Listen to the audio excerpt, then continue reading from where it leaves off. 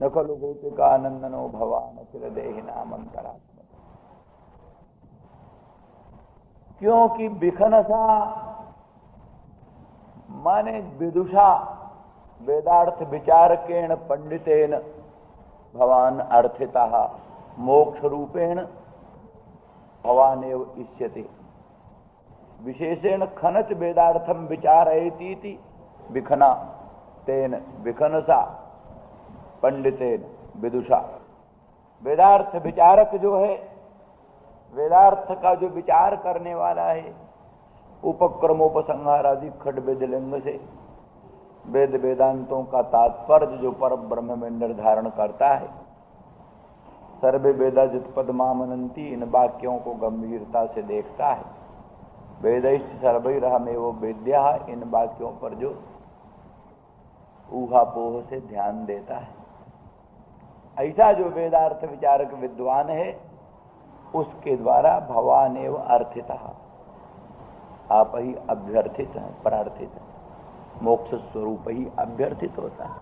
विद्वान के इच्छा का विषय, विद्वान के कामना का विषय एकमात्र मोक्ष है। मोक्ष भी क्या है? भगवद रूप, भगवद रूप ही मोक्ष है। क्योंकि निरावरण पर ब्रह्म ही मोक्ष ही कह चुके हैं, इस पर विवरण बहुत कर चुके हैं। निरावरण पर ब्रह्म ही मोक्ष है। सावरण ब्रह्म वेदांत का विषय है, निरावरण पर ब्रह्म वेदांत विचार का फल है। इसलिए प्रमेय अज्ञात हुआ करता है और फल जो है निरावरण विज्ञात हुआ करता है। इसलिए विखनसा विदुषा वेदार्थ विचारकेण भवानेव अर्थितः अभ्यर्थितः मोक्ष रूपेण भवानेव अभ्यर्थितः।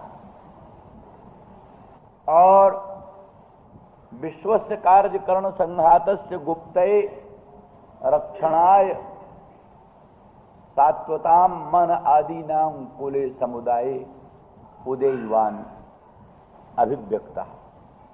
विश्व के रक्षण के लिए, कार्यकरण संघात के रक्षण के लिए मन आदि जो सात्विक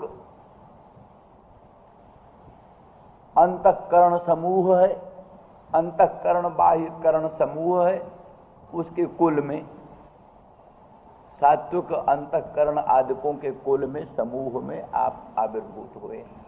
अनेन जीवेनात्मना अनुप्रविश्य नाम रूपे व्याकरवाणी इत्यादि श्रुतियों के अनुसार पर ब्रह्म परमेश्वर जीव स्वरूप से हंताहमेमास्त्रो देवता अनुप्रविश्य नाम रूपे व्याकरवाणी, तेजो आप अन्न, तेज अप अन्न रूप तीनों देवताओं में संप्रविष्ट होकर वही नाम रूपों का व्याकरण करता है। इस दृष्टि से श्रीमद् भागवत के अनुसार, ऐतरेय उपनिषद के अनुसार संपूर्ण महाविराट स्वरूप निर्मित हुआ और उसमें वाग आदि इंद्रियां भी सन्निविष्ट हुई। मन बुद्धि अहंकार रूप से तत्त देवताओं का भी सन्निवेश हुआ, तो भी लिखा है नोदतिष्ठत् तदा विराट। विराट उठा नहीं, निष्क्रिय पड़ा रहा। कार्यकरण संघात में प्राण भी प्रविष्ट हुआ, वाक भी प्रविष्ट हुई, श्रोत्र त्वक चक्षुरादि उनके अधिष्ठात्री देवता आदित्य वायु आदि सब के सब सन्निविष्ट हुए, परंतु विराट में कोई असर नहीं पड़ा, वो उठा नहीं।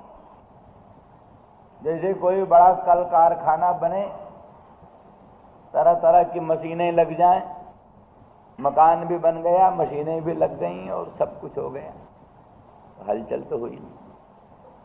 तरह तरह की मशीनें बन गई पर हलचल नहीं। हलचल कब हुई?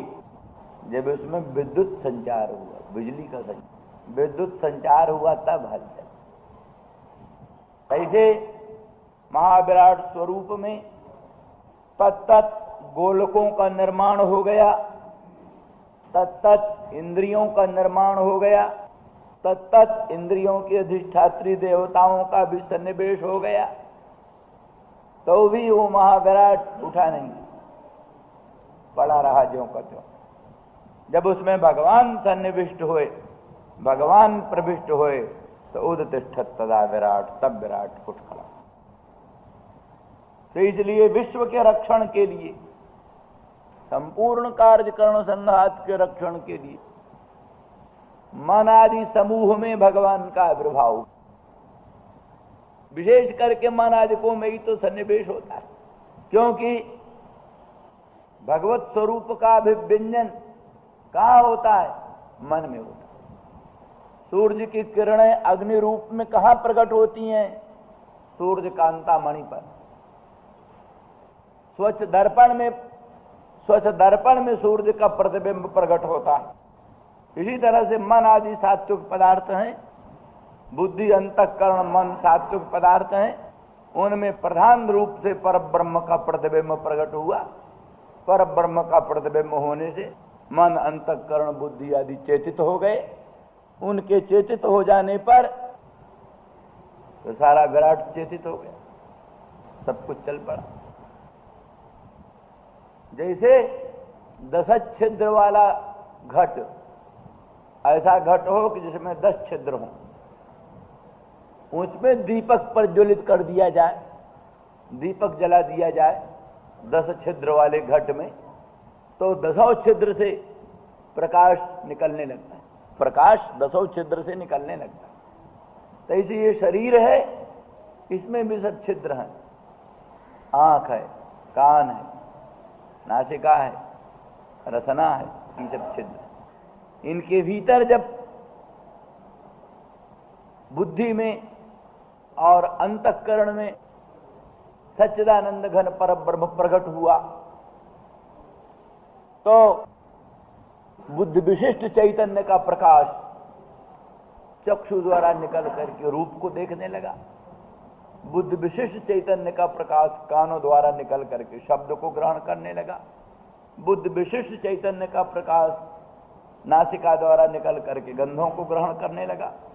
बुद्धि विशिष्ट चैतन्य का प्रकाश त्वक द्वारा तत्त स्पर्शों को ग्रहण करने लगा, और वही बुद्धि विशिष्ट चैतन्य तत्त इंद्रियों के द्वारा तत्त विषयों को ग्रहण करने लगा। यही सत्ववान मन आदिकों के कुल में, समूह में भगवान का अभ्युदय होना है। उदयवान, उदिता, उदिता, उसमें माने भगवान का प्रकट होना, मन आदिकों के बीच में भगवान का प्रकट होना। इसी बात को श्रुति कहती है, प्रज्ञा चक्षु समारोह्य सर्वाण रूपाण पश्यति। प्रज्ञा के द्वारा आत्मा चक्षु पर उपारूढ़ होकर सब रूपों को देखता है। प्रज्ञा वाचन समारोह्य सर्वाण नामान अभिवदति। प्रज्ञा के द्वारा वाक इंद्री पर उपारूढ़ होकर आत्मा सब नामों का अभिवदन करता है। अर्थात स्वतः चक्षु का संबंध नहीं होता आत्मा का, स्वतः घ्राण का संबंध नहीं हो सकता आत्मा का, स्वतः वाणी का संबंध आत्मा का नहीं हो सकता। प्रज्ञा के द्वारा, प्रज्ञा से आत्मा का साक्षात संबंध होता है, और प्रज्ञा के द्वारा चक्षु का संबंध होता है, चक्षु के द्वारा रूप का संबंध होता है। सीधे आत्मा का प्रज्ञा पर प्रकाश पड़ता है, सीधे आत्मा का प्रज्ञा पर प्रकाश पड़ता है। प्रज्ञा का संबंध जुड़ता है चक्षु स्रोत आदि इंद्रियों से, चक्षु स्रोत इंद्रियों द्वारा फिर संबंध जुड़ता है शब्द स्पर्श रूप रस गंध आदि विषयों से। इस तरह से आत्मा ही एक प्रकाश है, उसी प्रकाश से शब्द स्पर्श रूप रस गंध पांचों विषयों का प्रकाश होता है। शब्द का प्रकाश, स्पर्श का प्रकाश, रूप का प्रकाश, गंध का प्रकाश, प्रकाश मात्र ब्रह्म प्रकाश। ब्रह्म से भिन्न दूसरा कोई प्रकाश ही नहीं, प्रकाश ही ब्रह्म प्रकाश है। लेकिन वो ब्रह्म प्रकाश का रूप के साथ सीधा संबंध नहीं बनता, सीधा संबंध नहीं बनता, क्योंकि ब्रह्म असंग है। असंग से संग किसी का बनता नहीं सीधा सीधा। असल में तो सिद्धांत ये है कि विषय का बोध के साथ संयोग संबंध बनता नहीं, समवाय संबंध बनता नहीं, विषय विषयी भाव संबंध कोई संबंध ही नहीं होता, दुष्ट संबंध होना चाहिए। विषय विषयित्व विषय में रहेगा, विषयत्व विषय में रहेगा, विषय विषयित्व विषय विषयी भाव ये दोनों में कैसे रहेगा? तो इसलिए असल में बस कि आध्यात्मिक संबंध विषय का विषयी के साथ होता है। विषयी आत्मा है, विषयी प्रकाश है, विषय प्रकाश्य है। विषय प्रकाश्य है, विषयी प्रकाश है। तो विषयी में विषय अध्यस्त है, बोध स्वरूप में विषय बोध्य अध्यस्त है। यही आध्यात्मिक संबंध होता है। इसलिए नियम है, जिस चैतन्य में जो विषय अध्यस्त है उस चैतन्य से उस विषय का प्रकाश होता है। तो विषयावच्छिन्न चैतन्य में विषय अध्यस्त होता है।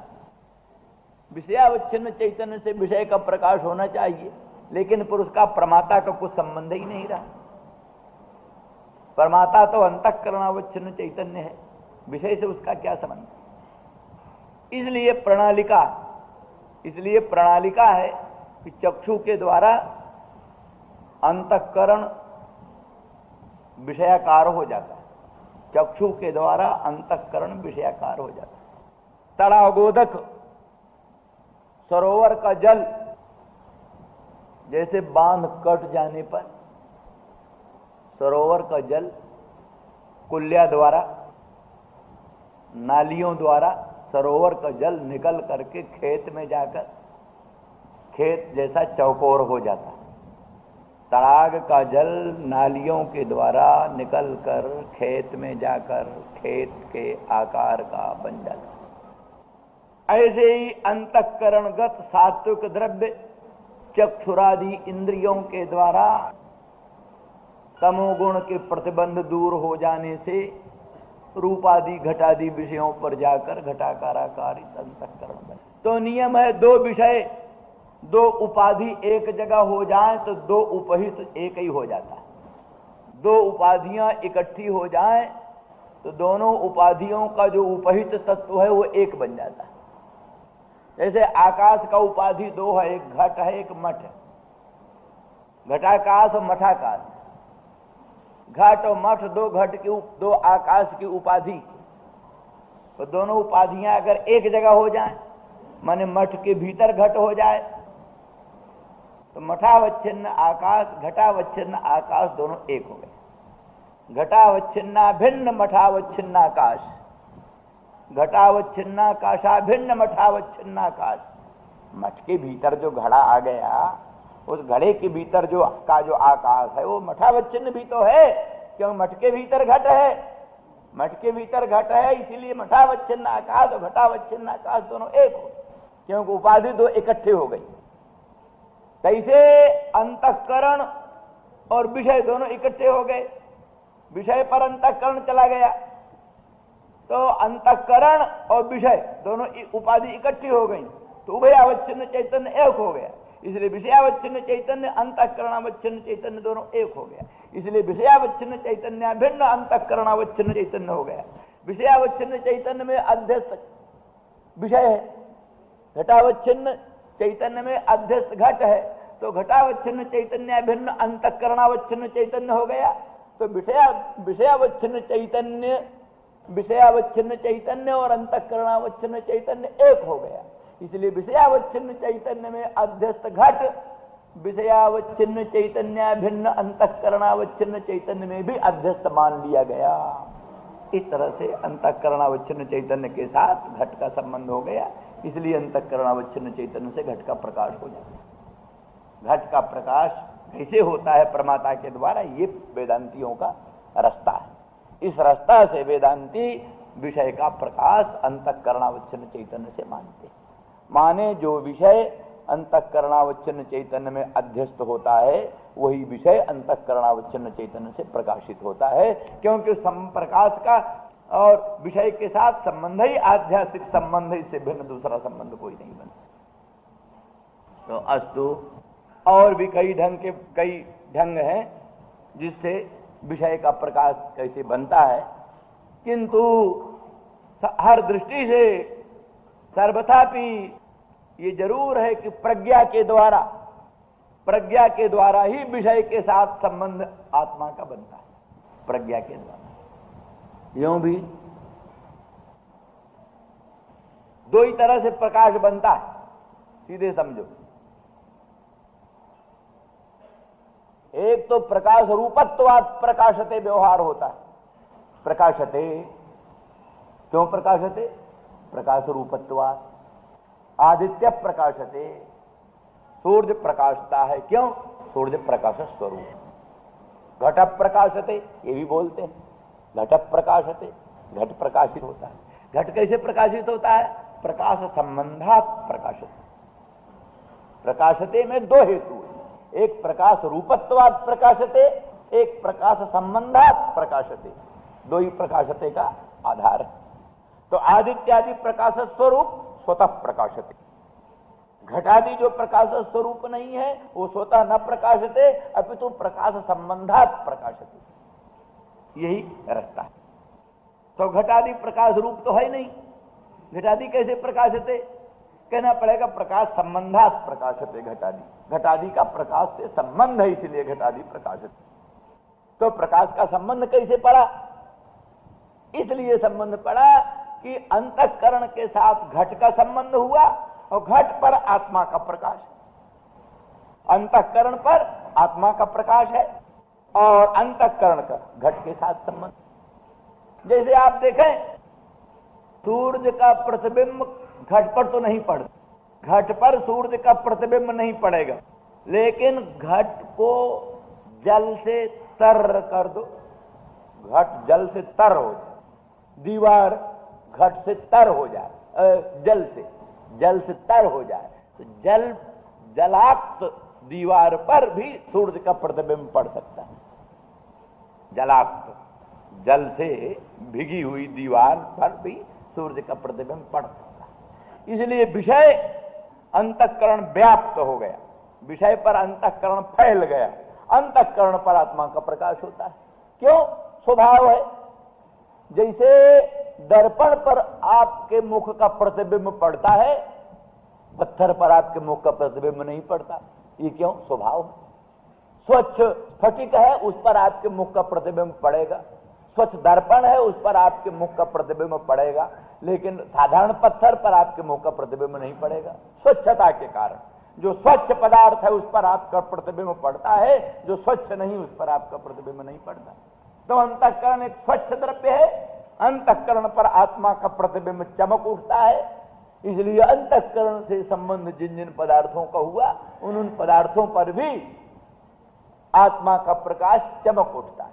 आत्मा का प्रकाश जहां चमक उठा, उसी वस्तु का आत्मा से प्रकाश हो जाता। ये ढंग है। इसलिए विश्वस्य गुप्तये विश्वस्य रक्षणाय कार्यकरण संघातस्य रक्षणाय सात्वतां कुले सत्वतां मन आदीनां कुले समुदाय भवान उदयवान आविर्भूता विरचिता भयं वृष्णिधुर्जते चरण में युषाम संसृतेर्भया करसरोरुहं कांत कामदम शिरसि देहिनः श्रीकरग्रहम्। गोपांगना, मानो इस प्रकार की विनम्र स्तुति सुनकर भगवान प्रसन्न हो गए। भगवान प्रसन्न हो गए। न खलु गोपिका नननो भवान अखिल देहि नाम अंतरात्मदृक् विकन सार्थितो विश्वगुप्तये। ये मधुर उक्ति। पहली उक्ति जरा कठोर थी। वरद निघ्नतो नेह किम बधः सुरतनाथ ते शुल्क दाशिका वरद निघ्नतो नेह किम बधः। उसके बाद में गोपांगनाओं ने जब ये नया रुख अख्तियार किया, नए रुख से बोलना शुरू किया, तो भगवान प्रसन्न हो गए। अच्छा अच्छा प्रियतमाओं, प्रेयसी वर्गो, हम प्रसन्न हैं, बोलो क्या मांगती हो, बोलो क्या चाहती, जो कहो वही देने को तैयार। तो वही वर मांगती। चरण में हे कांत, हे प्रियतम, हे प्राण वल्लभ, श्याम सुंदर, कर सरोरुहम न सिर सिधेहि। आप अपने कर सरोरुह को, कर पंकज को, अपने श्री हस्तारविंद को हमारे सिर पर धारण कर दो। बस यही चाहिए।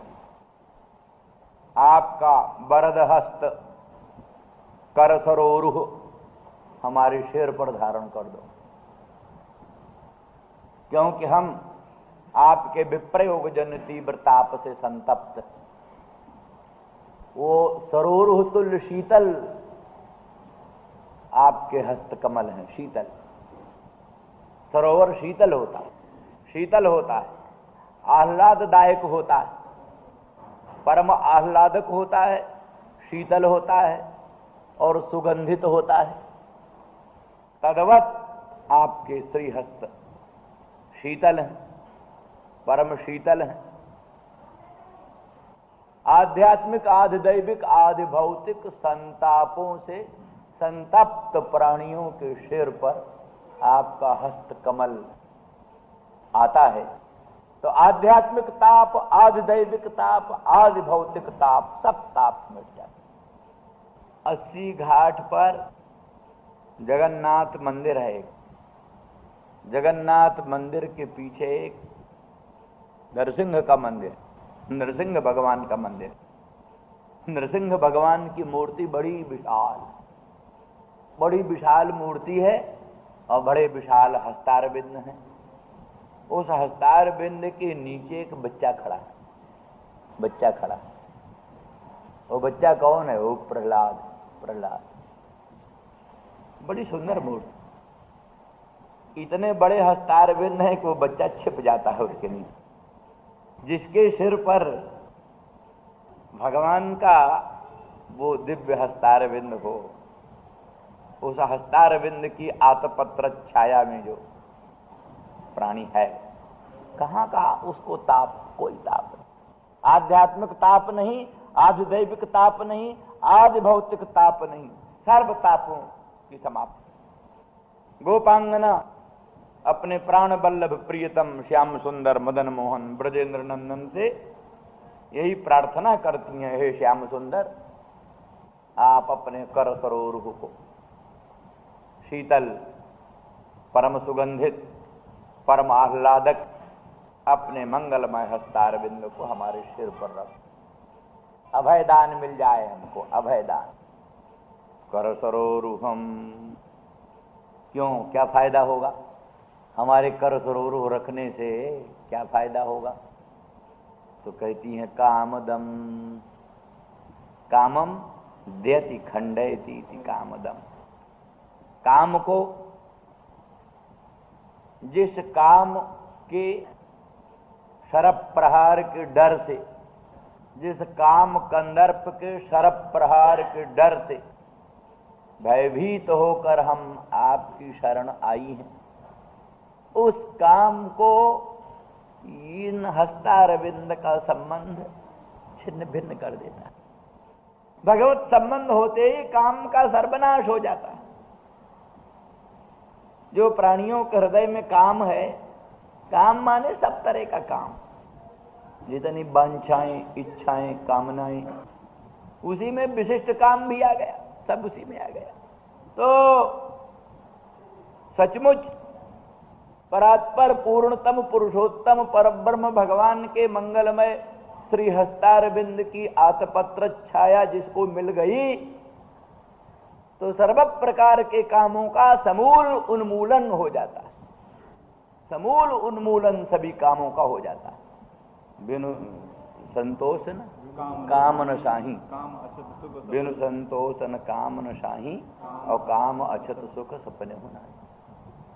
बिना संतोष के काम का नाश नहीं होता, बिना संतोष के काम का विनाश नहीं होता, और जब तक काम है तब तक स्वप्न में भी सुख नहीं होता।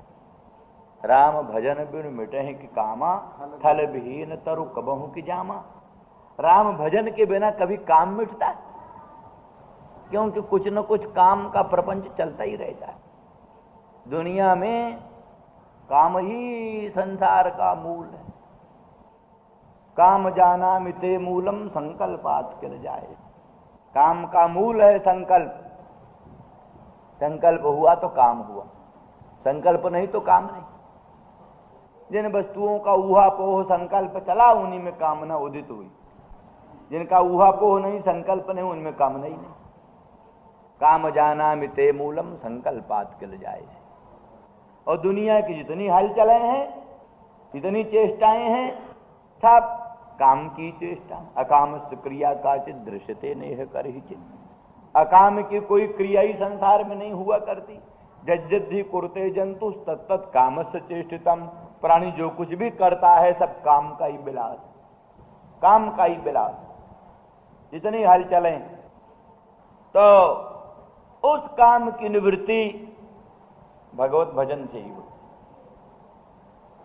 राम भजन बिन मिटहि कि कामा, कितनी अच्छी बात है। राम भजन बिन मिटहि कि कामा। काम कभी राम भजन के बिना मिटता? अरे थल विहीन तरु कबहु की जामा। थल विहीन तरु कभी जम सकता है? तरु जब जमेगा आखिर आधार चाहिए, धरित्री चाहिए। धरती होए तो बीज जमे, बीज अंकुरित हो। धरती नहीं तो कहां बीज अंकुरित। यही कारण है कि काम के नाश करने के लिए भगवत तत्व वेदन बतलाया। इंद्रियाण परायण्याहु इंद्रियेभ्य परम मनः। नहीं नहीं, वो जो गीता वाली, जहां काम की निवृत्ति का ही प्रसंग है। काम रूपम दुरासदम एवं बुद्धे परम बुद्धवा संस्तभ्यात्मानमात्मना जय शत्रु महाबाहो काम रूपम दुरासदम। काम रूप जो दुरासद शत्रु है, हे महाबाहो प्रलंब बाहु वाले अर्जुन, उस काम रूपी दुरासद शत्रु को मारो। तो काम रूपी दुरासद शत्रु को मारने के लिए रास्ता क्या है? पहले इंद्रियाण परायण्याहु इंद्रियेभ्य परम मनः मनसस्तु परा बुद्धि जो बुद्धे परतस्तु सहा एवं बुद्धे परम बुद्धवा। इंद्रियों से परे मन है, मन से परे बुद्धि है, बुद्धि से परे जो है वो आत्मा परात्पर परम ब्रह्म है। बुद्धि का दृष्टा, बुद्धि का साक्षी निर्विकार आत्मा, उसको समझ लो। बुद्धे परम आत्मानम बुद्धवा। बुद्धि से परे आत्मा को ठीक ठीक समझ करके और उसके आधार पर सुस्थित होकर के तब जय शत्रु महाबाहो काम रूपम दुरासद। हमारे दूसरे आचार्य यहाँ साक अर्थ करते काम, जो बुद्धे परतत उसका काम, जो बुद्धि के परे है वो काम। तो ऐसे बुद्धि के परे जो है, बुद्धि से भी परे, बुद्धि को भी उल्लंघन करने वाला रहने, तो बुद्धि को भी उल्लंघन करके रहने वाला जो काम है, उस काम को समझ करके उसको पकड़ करके फिर उसको मारो। उन्होंने ऐसा अर्थ। लेकिन यहाँ हमारे प्रसंग में ये अर्थ है कि एक तो पहले ये बात है कि बुद्धि का ही गुण है काम, बुद्धि का गुण है काम। काम संकल्पो विचिकित्सा श्रद्धा अश्रद्धा हरिधि भी इत्येतत् सर्वम मन है। इस श्रुति के अनुसार काम और संकल्प और श्रद्धा और अश्रद्धा और री और धी और वी, ये सब मन ही है, माने मन का ही विकार है। तो काम आदि मन का विकार है, मन का विकार है, बुद्धि का विकार है। तो बुद्धि का विकार बुद्धि से परे हो, जरा बहुत श्लिष्ट नहीं लगती। जो आचार्य व्याख्या करते हैं वो क्या होता है? यही हस्तारविंद, यही कर पंकज क्या करते हैं? विरचिता भयम, विरचिता अभयम भयाभाव जेन। सर्व प्रकार का भयाभाव, जितना जितना प्रकार का भय हो सकता है, सर्व प्रकार के भय का अभाव ये हस्तारविंद ही संपादन करते हैं। भगवान के श्री कर पंकज, भगवान के श्री हस्तारविंद यही सर्व प्रकार के भयों का अभाव संपादित करते। विरचितम अभयम सर्वतो भयाभाव जेन तत् कर पंकजम, कर सरोरुहम का विशेषण। अर्थात माने संस्कृति का अपनोदन कर देते हैं। तत्व साक्षात्कार होता है, ब्रह्म स्वरूप की अनुभूति होती है, अज्ञान समूल नष्ट हो जाता है, वासनाएं संपूर्ण रूप में विनष्ट हो जाती हैं, इसलिए पुनर्जन्म का कोई मूल नहीं रह जाता। इसलिए जन्म मरण की परंपरा का भय खत्म हो जाता है, नरकादिकों का भय भी खत्म हो जाता है। और जो तात्कालिक किसी प्रकार का भय हो, सर्प का, वृश्चिक का, व्याघ्र का, सर्व प्रकार के भय का अभाव, सर्व प्रकार के भय का अभाव संपादन करते हैं भगवत हस्तारविंद। तो गोपांगना कहती हैं हमको भी एक भय है। वो क्या? आपके विप्रयोग जन्य तीव्र ताप का भय, आपके विरह जन्य तीव्र ताप का भय है। तो सर्वतो भयाभाव संपादन करने वाले, सब भय हेतुओं से भय को निवृत्त करने वाले ये हस्तारविंद, इन हस्तारविंद का स्पर्श हमारे सिर पर हो जाएगा तो हमको भी विरह का भय न रह जाएगा, विरह का भय न रह जाएगा। हमको भी आपके मंगलमय श्री अंग संग के सौभाग्य की प्राप्ति हो जाएगी। इसलिए विरचिता भयम वृष्णिधुर्जते, वृष्णिधुर्ज वृष्णिवंश, वृष्णि वंशावतंश, वृष्णि वंश में परम श्रेष्ठ भूषण, निज कुल कमल प्रभाकर, निज कुल कमल प्रभाकर।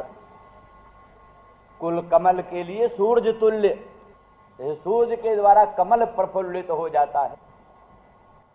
ऐसे कृष्णचंद्र परमानंद कंद मदन मोहन भगवान के द्वारा संपूर्ण विष्णु कुल प्रफुल्लित हो गए। सनातन गोस्वामी जी इस विशेषण का अर्थ करते हैं, निजाशेष गुण रूप आदि माधुरी प्रकटनाय जदुकुले अवतीर्ण, ये अर्थ करते हैं। निजाशेष गुण माधुरी, निजी जो अशेष गुण, अशेष रूप आदि माधुरी, निजाशेष गुण रूपादि माधुरी प्रकटनाय जदुवंशे अवतीर्ण। अर्थात भगवान का अवतरण तो अनेक स्थानों में हुआ, परंतु अशेष गुणों का प्राकट्य, और ईश्वर में अशेष गुण रहते भी हैं।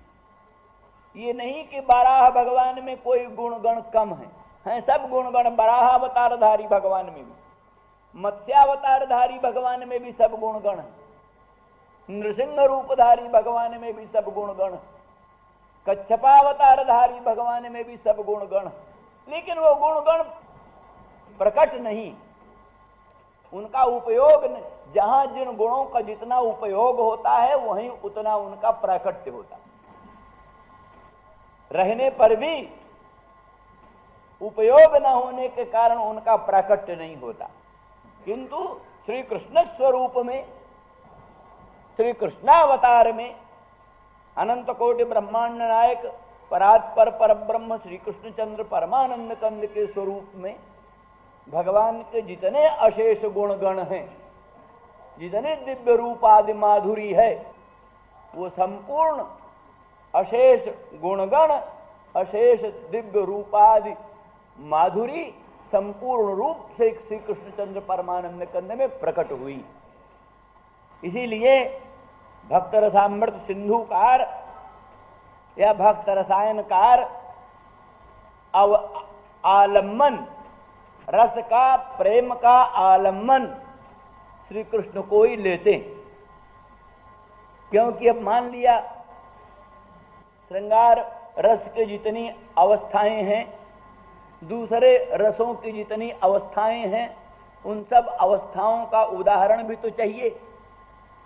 सब रसों की अवस्थाओं का उदाहरण सिवा कृष्ण के और कहीं मिल ही नहीं सकता। अब परकीया रति का उदाहरण रामचंद्र राघवेंद्र में ढूंढने जाओगे तो फिर कैसे ठीक होगा। हालांकि आजकल के भक्तों ने वो भी कल्पना कर डाली है, अयोध्या के रसिक लोगों ने ये भी कल्पना कर डाली है, रामस्य परमा स्त्रिय, सीता जनक नंदिनी जानकी से भिन्न भी राम की अपरिगणित स्त्रियां थीं, ऐसा वो कहते हैं, रामस्य परमा स्त्रिय। आनंद रामायण आदिकों में भी इस प्रकार की, जैसे यहाँ गोपिका गीत है, इसी प्रकार का गीत इसी छंद में, इसी ढंग के छंद में, जयति तेधिकम जन्म, इसी ढंग के छंद में वहां भी ऐसा ही है। तो भी सर्वतंत्र सिद्धांत नहीं है, सर्वतंत्र सिद्धांत वो नहीं है। राम का एक पत्नी व्रत ही असाधारण रूप से संसार में प्रसिद्ध है और वही उनका आदर्श भी है, सर्वोत्कृष्ट आदर्श भी वही है। तो इसलिए परकीया रति का उदाहरण ढूंढना होगा, या और श्रृंगार की भिन्न भिन्न अवस्थाओं का दर्शन करना होगा, या और सब प्रकार के रसों का उदाहरण ढूंढना होगा। तो श्री कृष्ण में तो सब कुछ मिल जाए, सब कुछ मिल जाए। लीला पुरुषोत्तम जो ठहरे, लीला पुरुषोत्तम, ये कालांतर में मर्यादा पुरुषोत्तम भी हैं।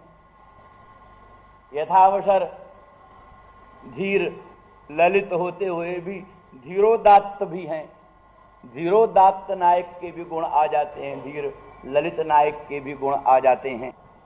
माने भगवान के अशेष गुणगणों का प्राकट्य, भगवान के अशेष रूपादि गुण माधुरी का प्राकट्य श्री कृष्णचंद्र परमानंद कंद के स्वरूप में होता है। इसीलिए सनातन गोस्वामी कहते हैं, निजाशेष गुण रूपादि माधुरी प्रकटनाय जदुकुले अवतीर्ण, ये विष्णुधुर्ज का अर्थ है। और सनातन गोस्वामी ये भी कहते हैं, विष्णुधुर्ज का अर्थ ये है कि ये गोपकुल प्रसूत कृष्ण भी विष्णुधुर्ज, माने गोप वंश नंदादि यदुवंश में ही है, यदुवंश में ही नंद जी का वंश है। गोपाल चंपू में इसका विशिष्ट विवरण है। गोपाल चंपू में आरंभ है, गोपाल चंपू का जब हुआ है तो वहां प्रसंग वर्णन किया, कोई देवमीढ़ नाम का कोई यदु वंशी राजा था, देवमीढ़। तो उसके दो पत्नियां थी, एक वैश्य कन्या थी और एक क्षत्रिय कन्या थी। तो देवमीढ़ जदुवंशी नरपति का जो वैश्य कन्या से उद्वाह हुआ, उससे पर्जन्य नाम का गोप उत्पन्न हुआ। पर्जन्य, उस पर्जन्य गोप के वंश में ये नंद सन्नंद उपनंद आदिकों का जन्म हुआ। तो इसलिए वो पर्जन्य जो है गोप वंश का मूल पुरुष पर्जन्य, वो पर्जन्य देवमीढ़ जदुवंशी नरपति का पुत्र। इसलिए विष्णुधुर्ज कहने से यही गोपवंश प्रसूत गोपेंद्र धुर्ज, गोपेंद्र कुमार ब्रजेंद्र नंदन श्री कृष्ण ही उनको जिघृक्षित, कृष्ण स्वरूप ही ब्रजेंद्र नंदन रूप से ही श्री कृष्ण उनको अभीप्सित है। क्योंकि ब्रज के लोग ये मानते हैं कि पूर्णतम पुरुषोत्तम श्री कृष्ण का जन्म नंद भवन में ही हुआ। नंद भवन में ही पूर्णतम पुरुषोत्तम श्री कृष्ण का जन्म हुआ। मथुरा में देवकी नंदन कृष्ण का जन्म हुआ था, वो ईश्वर थे, ईश्वर।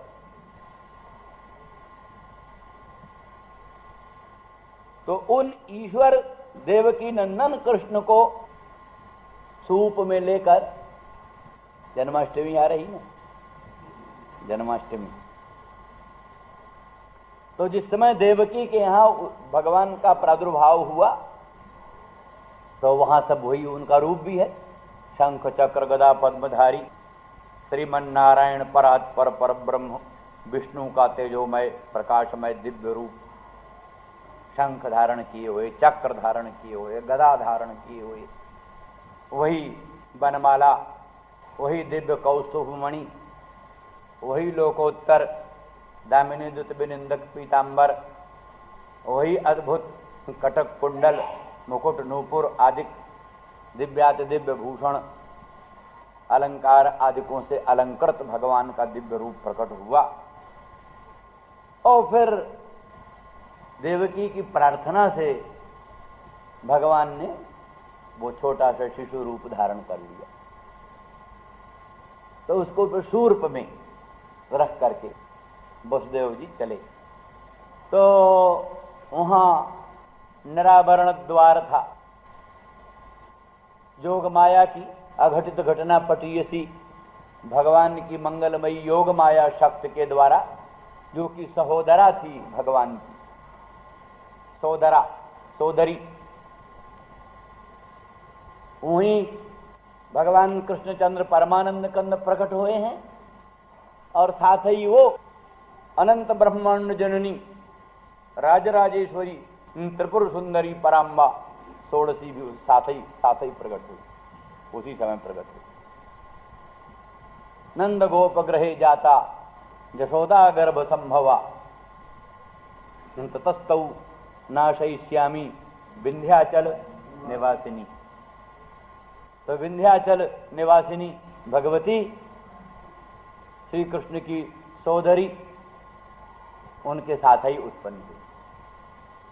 उसी के अतुलित प्रताप से, योग माया से, मोहिनी शक्ति के प्रभाव से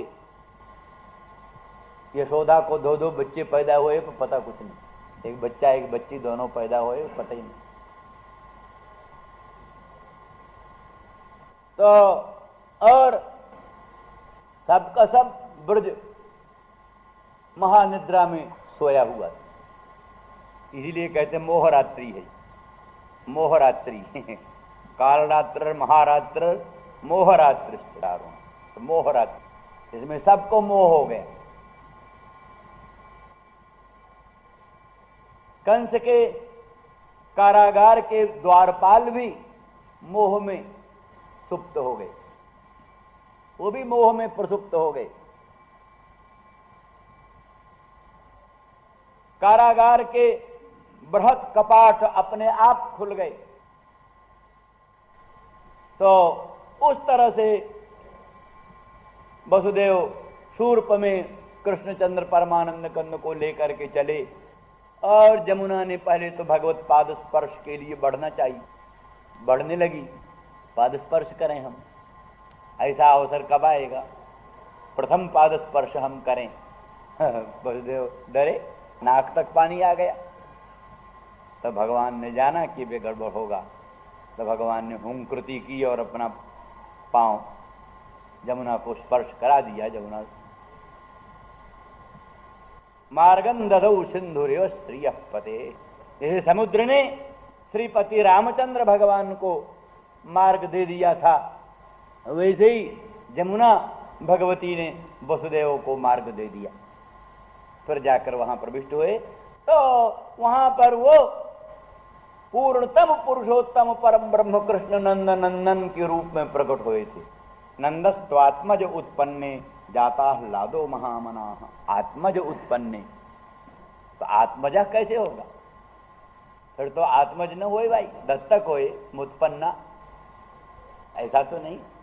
आत्मज यहां स्पष्ट है, नंदस्त्वात्मज उत्पन्ने, आत्मनो जाता आत्मजा, औरसा, औरस पुत्र को आत्मज कहते, औरस पुत्र, दत्तक पुत्र या अन्य पुत्र या क्या नाम प्रीत पुत्र, जत्र क्वचित निक्षिप्त पुत्र, वो औरस पुत्र आत्मज पुत्र नहीं होता। इसलिए नंदस्त्वात्मज उत्पन्ने जाता ह्लादो महामनाः, इसलिए साक्षात नंद के आत्मज नंदन कृष्णचंद्र परमानंद कंद पूर्णतम पुरुषोत्तम वहां प्रथम से ही प्रकट थे। तो ये जो देवकी नंदन वसुदेव नंदन वासुदेव भगवान आए सूर्प में निहित हो करके, तो वहां ये रख दिया। जैसे महातेज में अन्य तेज भी अंतर्भूत हो जाते हैं, महातेज में अन्य तेज भी अंतर्भूत हो जाते हैं, जैसे नंदन स्वरूप में वो स्वरूप भी अंतर्लीन हो। वासुदेव स्वरूप देवकी नंदन स्वरूप भी नंदन स्वरूप में अंतर्निलीन हो गया। ये इसलिए विष्णुधुर्ज होते हुए भी, विष्णुधुर्ज उस रूप से भी है, विष्णु वंश में ही वो देवमीढ़ का पुत्र पर्जन्य, और पर्जन्य आदिकों के, और जो पर्जन्य पुत्र ये सब नंद उपनंद सन्नंद आदि हुए हैं, उनमें से नंदन भगवान कृष्ण का आविर्भाव। और फिर उसके वो कहते हैं वृंदावनम परित्यज्य पादमे कन्न गच्छति, वृंदावन को छोड़ करके भगवान एक पग भी इधर उधर नहीं जाते, इसलिए मथुरा नहीं गए कृष्ण। अक्रूर जी मथुरा ले गए कहते हैं ना, अक्रूर जी मथुरा ले गए, तो कहते हो जो अक्रूर को भूल भुलैया हुई, जमुना स्नान करने लगे अक्रूर, तो वहीं कृष्णचंद्र और बलदेव दोनों रथ पर बैठे थे, वो निमज्जन करके जमुना में डुबकी लगा करके अक्रूर जी ध्यान करने लग गए, अघमर्षण मंत्र पढ़ने लग गए, अघमर्षण मंत्र पढ़ने लग गए। तो वहां उनको कृष्णचंद्र परमानंद कंद का बड़ा दिव्य रूप दर्शन हुआ। सोचा यहां कैसे आ गए, वो तो रथ पर बैठे हैं। डुबकी खोल कर ऊपर होकर देखा तो रथ में ही बैठे हैं, रथ में बैठे, फिर डुबकी लगाया तो फिर वहीं जल में दिखाई दिए, और शंख चक्र गदा पद्मधारी रूप में दिखाई दिए। वो ये सब विचित्र ढंग का दर्शन अनुभव उनको हुआ। उसी भूल भुलैया में बस कृष्ण तो रह गए अपने वहीं गोकुल धाम में, वृंदावन धाम में, नंदन कृष्ण, और वसुदेव नंदन कृष्ण, देवकी नंदन कृष्ण और अक्रूर के साथ चले। इस तरह से दोनों बात बन गई, माने जा करके नंदन में स्वरूप लीन हुआ और नंदन से पुनः स्वरूप प्रकट हुआ। इसलिए नंदन स्वयं वृंदावनम परित्यज्य पाद में कन्न गच्छति, वृंदावन को त्याग करके एक पग भी नहीं जाते। इसीलिए भक्त लोग कहते हैं वृंदावन की परिक्रमा करते हुए अगर बाएं ओर कृष्ण दिखाई देते हो तो उनकी ओर आंख उठा के देखो भी मत। विपिन राज सीमा के बाहर हरिहूं को न निहार, रे मन वृंदा विपिन निहार। वृंदावन धाम की परिक्रमा करते हो तो दक्षिण की तरफ अगर कृष्ण दिखाई देते हो वृंदावन धाम की सीमा में, तो खूब प्यार करो, खूब प्रणाम करो, खूब स्नेह करो। पर वही अगर बाएं ओर दिखाई देते हो तो ध्यान मत दो। ऐसा होता वृंदावन चंद्र कृष्ण चंद्र की पूजा, उनकी आराधना, नंदन कृष्ण की आराधना ये भक्त लोग करते। इसलिए उसी दृष्टि से विष्णुधुर्ज का ये अर्थ सनातन गोस्वामी को करना पड़ा। नहीं तो जिनके मन में ये सब झगड़ा नहीं है वो तो सीधे विष्णुधुर्ज वसुदेव नंदन जदु वंशावतंश कहने से भी कोई हानि नहीं। और हम लोग तो इस रूप से समन्वय ही कर लेते हैं दोनों का।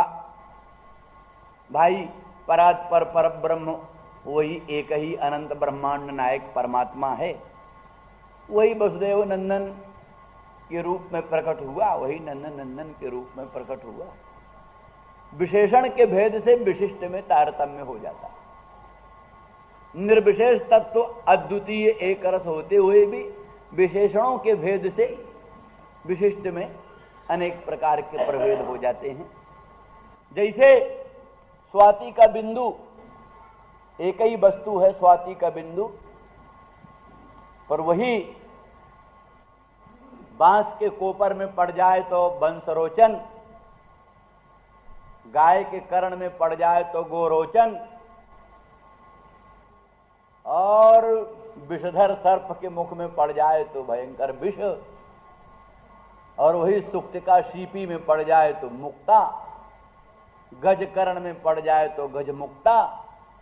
एक ही स्वाति बिंदु का जैसे अधिष्ठान भेद से प्राकट्य भेद होता है, अधिष्ठान भेद से उसके प्राकट्य में तारतम्य होता है, इसी तरह से वही अनंत ब्रह्मांड नायक परमात्मा सर्वेश्वर सर्वशक्तिमान प्रभु धामों की विशेषता से उसके प्राकट्य में विशेषताएं हुआ करती। सूर्य नारायण की दिव्य रश्मियां संसार में समान रूप से फैली हुई हैं, पर वही सूर्य कांता पर प्रकट हो करके दिव्य अग्नि का रूप धारण कर लेती हैं। साधारण काष्ठ पाषाण आदि को पर प्रकट हो करके सामान्य रूप में रहती हैं। और कई तरह के संत, कई तरह के वैज्ञानिक उन्हीं रश्मियों में से बड़े बड़े दिव्य, एक यहाँ गंधी बाबा थे काशी में, गंधी बाबा विशुद्धानंद जी उनका नाम, जोगांक में उनकी बड़ी महिमा लिखी हुई। गोपीनाथ कविराज के गुरु थे। उनके पास कई शीशा थे, कई ढंग के शीशा थे। वो सूरज की रश्मियों से ही उनका जोड़ तोड़ मिलाकर विचित्र प्रकार का गंध प्रकट कर देते। आप कहो हमको इत्र की, हमको केवड़ा का इत्र चाहिए तो केवड़ा का इत्र, गुलाब का इत्र कहिए गुलाब का इत्र। अजीब अजीब जिस ढंग का गंध चाहो वो गंध, कुछ नहीं, वो एक शीशा था और रश्मि को मिलाते थे और बस रश्मि में ही देखता थी। तो रश्मि तो वही है, किस अधिष्ठान से उस रश्मि का किस रूप में प्राकट्य हो सकता है, इसकी जानकारी थी विशेष।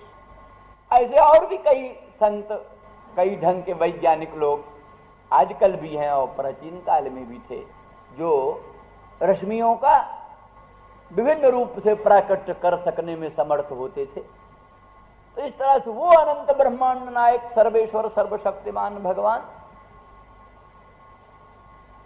सर्वत्र प्रकट हो, भगवान है, कहीं भी प्रकट हो, बहुत अच्छी चीज है। पर वही ब्रजधाम में प्रकट होता है तो चार चांद लग जाते हैं। वही राजेश्वरी नित्य निकुंजेश्वरी वृषभानुनंदिनी राधा रानी के संग में प्रकट होता है तो उसकी महिमा अतुलित हो जाती है, अवर्णनीय हो जाती है, लोकोत्तर चमत्कार प्रकट होने लगते हैं। ब्रजेंद्र गेहनी नंदरानी यशोदा के मंगलमय अंक में जब वो खेलने लगता है तब उसका चमत्कार बड़ा ही अद्भुत हो जाता है। नंद नंदन नंद के अंक में जिस समय खेलने लगते हैं वो अद्भुत चमत्कृति दूसरी जगह नहीं प्रकट होती। हमने एक बार बताया था ना, गोपांगनाओं के लिए लोगों ने कहा कि क्या बात है, मथुरा कोई दूर थोड़ो ना है, चलो दर्शन करा दें तुमको, काहे रो रही हो, मथुरा दूर थोड़ो ना है, गोकुल से वृंदावन धाम से नजदीक ही तो है, चलो दर्शन करा दें। कुछ गोप सीमंतनियों ने कहा अच्छा चलो, ले गए। तो भगवान मथुरा की दिव्य राजसभा में सिंहासन समासीन थे। लोगों ने कहा महाराज आपकी गोपांगनाएं ब्रज सीमंतिनी आपका दर्शन करने आई हैं। भगवान ने कहा आने दो, तो हमारी अंतरात्मा कुछ बात है, आने दो। गई तो भगवान का स्वरूप देखते ही उन्होंने घूंघट, लंबा घूंघट काट, लंबा घूंघट, जैसे माड़वारनी बड़े लंबा घूंघट काट, लंबा घूंघट काट। क्यों काहे घूंघट काटती हो, तुम्हारे श्याम सुंदर मदन मोहन ब्रजेंद्र नंदन तो है। क्या नहीं नहीं, ये हमारे श्याम सुंदर नहीं। वहां देखा हो कोटि कोटि सूर्य नारायण के तुल्य अतुलित प्रकाश युक्त दिव्य सिंहासन, और बड़ा दिव्य मुकुट किरीट, अद्भुत कुंडल, बड़ा चमत्कार। क्या हमारे तो वही श्याम सुंदर जो अपनी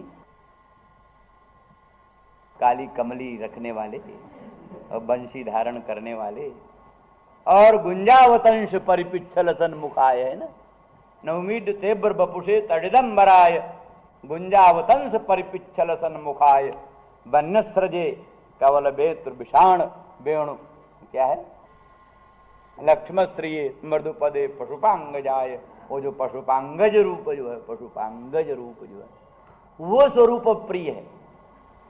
ये जो अपरिगणित सूर्य नारायण के तुल्य दिव्य प्रकाश पूर्ण रूप जो भगवान का था, ये हमको, हमारे मदन मोहन, हमारे ब्रजेंद्र नंदन श्याम सुंदर नंद नंदन यशोदोत्संग लालित श्याम सुंदर हमको चाहिए, हमको ये कृष्ण नहीं चाहिए।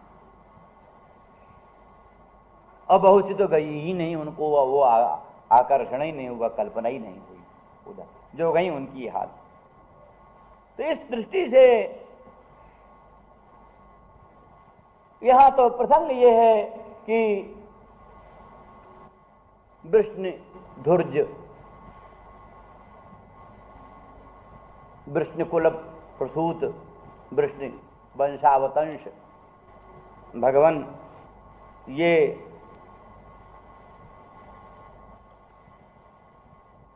हम लोगों का अभिलषित यही कि आपका मंगलमय हस्त पंकज, आपका दिव्य कर सरोरुह हमारे सिर पर विन्यस्त हो, और उसके द्वारा हमारी सब कामनाओं की पूर्ति हो, और सब कामनाओं का समूल उन्मूलन हो, और उसमें किसी प्रकार की बाधा न हो, ये अभिलषित है। इस दृष्टि से गोपांगना कहती हैं, विरचिता भयम वृष्णिधुर्जिते चरणमीयुषाम संसृतेर्भयात् करसरोरुहम कांत कामदम शिरसिधेहिनः श्रीकरग्रहम। अथवा ये भी है कि विशिष्ट भक्त भगवान का प्रादुर्भाव अपने उरस्थल में चाहते, उरस्थल में भगवान का प्रादुर्भाव हो। दोनों तरह का ध्यान होता है भगवान का।